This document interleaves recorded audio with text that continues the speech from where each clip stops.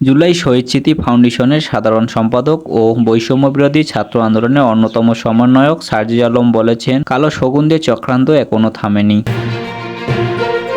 আপনাদের দোয়ায় যদি বেঁচে থাকতে পারি তাহলে কোনো শহীদ পরিবার ও আহতদের গায়ে একটি আঁচড় লাগতে দেব না। শহীদ পরিবার ও আহত ভাইদের কাউকে দুর্দশাগ্রান্ত জীবন যাপন করতে হবে না। এটি করতে হয়তো একটু সময় লাগবে। আমরা আমাদের জীবনের বিনিময়ে সবটুকু দিয়ে সবসময় আপনাদের পাশে থাকব। শনিবার 30 নভেম্বর সকালে ময়মনসিংহ নগরের টাউন হলে তারেক স্মৃতি অডিটোরিয়ামে জুলাই অভ্যুত্থানের শহীদ হওয়া বিভাগের 55 জনের পরিবারকে 5 লক্ষ টাকা করে আর্থিক অনুদান বিতরণ অনুষ্ঠানে তিনি এসব কথা বলেন। বিভাগে 92 জন শহীদ হলেও যোগাযোগ ঘাটতির কারণে 55 জনকে আজ অনুদান দেওয়া হয়। তিনি আরো বলেন, প্রশাসনের যারা হত্যাযজ্ঞের সঙ্গে জড়িত ছিল ভিডিও ফুটেজ ও ছবি দেখে তাদের শাস্তির আওতায় আনতে হবে। অনুষ্ঠান শুরু করার আগে শহীদ পরিবারের সদস্যদের কাছে গিয়ে খোঁজ নেন জুলাই শহীদ স্মৃতি ফাউন্ডেশনের সাধারণ সম্পাদক সার্জিস আলম। অনুষ্ঠান উপস্থাপনা করেই জুলাই শহীদ স্মৃতি ফাউন্ডেশনের প্রধান নির্বাহী কর্মকর্তা সিইও মীর মাহবুবুর রহমান সিগনো। সেখানে উপস্থিত ছিলেন বৈষম্য বিরোধী আন্দোলনের ঢাকার কয়েকজন সমন্বয়ক।